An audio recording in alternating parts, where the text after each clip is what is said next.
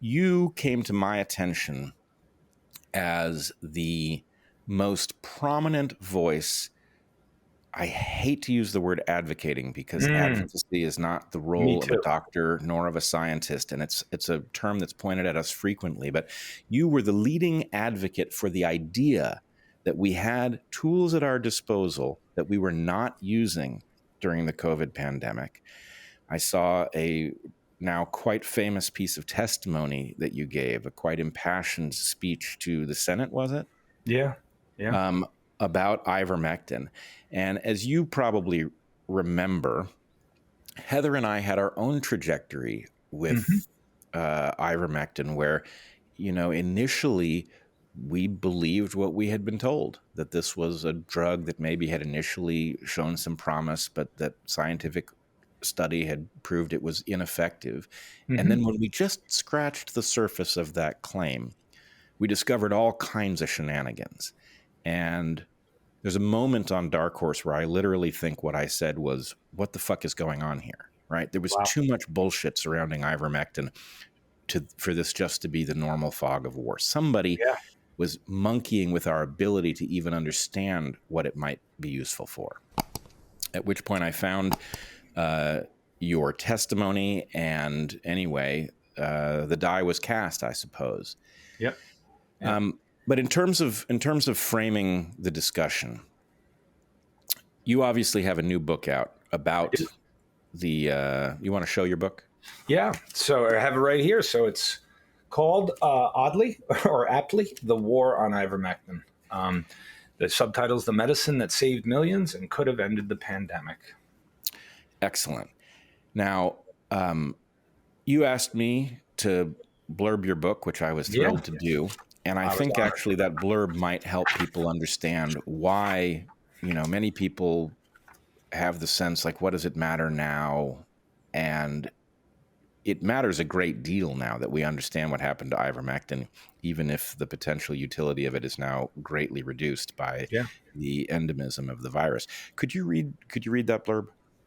Yeah. So I just want to say how honored I was that you wrote, support for the book, and yours was one of the most moving. So here's what you wrote, Bret. The COVID-19 pandemic changed the world. Among the most profound changes was a coup by public health bureaucrats against doctors and the traditional practice of medicine. Medical professionals and scientists were told how to think, and those who bristled at the new order or at the broken logic it dispensed were ridiculed, censured, and cast out.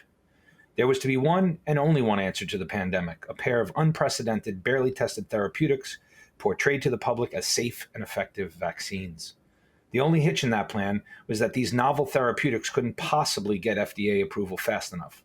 Instead, these brand new shots would need to get emergency use authorization, which, because of the danger of experimenting on the general public, required there be no available alternative. That requirement is why an all-out war has been waged on ivermectin, a drug that safely and effectively treats and prevents COVID, but isn't worth money because it's no longer under patent. If the truth of ivermectin were ever recognized, it would bring the full criminality of global COVID policy into stark relief.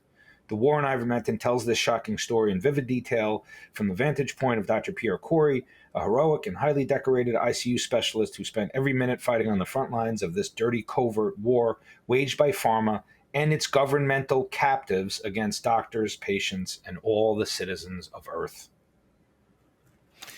Yeah, that does encapsulate the significance of your book, of what happened regarding ivermectin. And I would ask anyone who is listening to this podcast, if you have not confronted the evidence of malfeasance surrounding ivermectin, please put aside what you think you know, because the amount of money that was obviously spent to create a false impression surrounding the utility of ivermectin with respect to COVID, and it has two different kinds of utility, which we will talk about, but that vast sum that was clearly spent and the tools that were brought to bear to demonize anybody who saw or even glimpsed the truth here is in many ways the deepest layer of what I think of as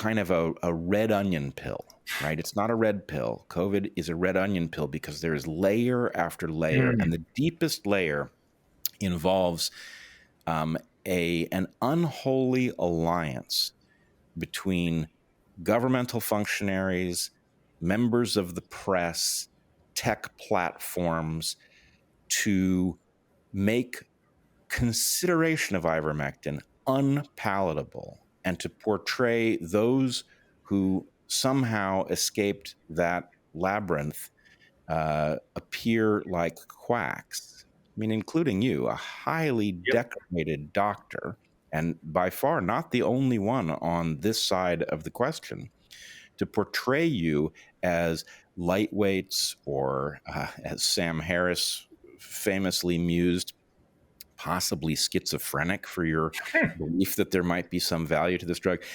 That that edifice that was created really tells the tale of what has happened, I think, to civilization, right? Yep. This was a story that illustrates the reason that we are losing the ability to govern anything well. 100%. Bret, you just talked about that unholy alliance, right? And you just listed, right, the governmental entities, the media, the social media platforms. And, I want to add to that unholy alliance, or really what that alliance is built on, because this is what's been exposed to me. Like, I think the deepest and most powerful lesson that I've learned is, and I don't know how I'm going to say this, but it's the deep rot at the core of medical sciences, which is to say, really at the level of the clinical trials. And, prior to COVID, I had a general implicit faith and trust in the institutions of society. Bret, I'm sure you were much more worldly than I was before COVID in terms of what the media, the narratives and the propaganda in the media. But I believed in the New York Times. I believed in the high impact journals. I thought the best science and scientists published there. Like, if you got published in New England Journal of Medicine, that was like, that's like the pinnacle of your career. And I thought only the best studies made it. And what I discovered in COVID, and which is really strange because this has been well documented for decades, right? So, I always quote Marcia Angel, the Dr. Angel, who was the former editor of the New England Journal of Medicine for 20 years. And, she stepped down in 2001 to write a book about how pharma was literally running the journals. And that's 20 years ago. By the way, Bret, they don't teach that in medical school. There's no class in medical school which is about the scope and the scale and the influence and control of the pharmaceutical industry, of literally the medical sciences. And, that unholy alliance, like all of that, and what my book is structured around is it's a case study in how disinformation is practiced. And literally, as defined, according to the disinformation playbook, right, which was really invented by the tobacco industry. And these are tactics they use to counter science that's inconvenient to their interests. And they've been, all industries practice disinformation, and they all use the same playbook, and it's using that alliance, right? They control agencies and media, and now social media. I would say what is unprecedented, Bret, is, when I look at the history of media and propaganda, it's been going on for a couple of hundred years. There has been huge, newspaper barons who owned, multitudes of papers. And so there was always control over narrative. But now the ownership, right, of media is so consolidated and concentrated. I can't remember the exact stat, but it's like, I think 5 or 6 companies own almost all media, or at least mass media. And, but the media, in order the media and the agencies to do what they did, they needed the science to support that narrative of the horse dewormer, ineffective. And I just want to finish this point on that, is that, I have a chapter in the book called The Big Six. And the reason I call it The Big Six is because it was literally 6 trials that were unique. Okay, so they were unique in terms of the fact that they were large, heavily funded, done by highly, I wouldn't even say respected, but very accomplished researchers. But they were the only 6 out of, for instance, all of the early treatment trials, they were the only 6 where literally every investigator on that trial was drowning in conflicts of interest with the pharmaceutical industry. And they were heralded as the top, as like the answer to all answers, right? These were the most rigorous, high quality randomized controlled trials. And each of those 6 were published in high impact journals. And they were the only trials that generated massive media campaigns, right? Every time they were published, front page New York Times, LA Times, Boston Globe, all around the world, ivermectin found to be ineffective. And so I guess my point is that Unholy Alliance is founded upon the science, the little conduct of science. They manipulated trials both ways. They can create trials designed to show something doesn't work. They can manipulate trials to show that it works, and safety and efficacy and all that. And we saw so much. It wasn't just ivermectin, right? I mean, we saw it with hydroxychloroquine. We saw it with the vaccines. I mean, they literally control science. And so whatever they conclude in those high impact journals is what everybody believes. And that was astonishing to me, Brett. Listen, I'm an old liberal, right? And big pharma was always a 4-letter word, right? No one ever trusted big pharma, right? I mean, their history is profoundly actually criminal. But what I didn't know, I always thought they were manipulating things at the edges. They might hide a few things that was inconvenient to them. I didn't know that they run the game, like literally run the whole game. Yeah.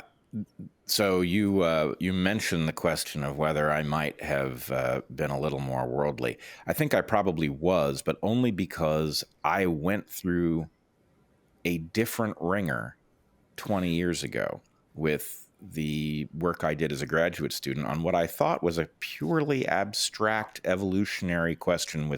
I didn't realize that I was stumbling into a realm that had medical and therefore monetary implications. And having seen what took place there, whatever naivete I might have had vanished.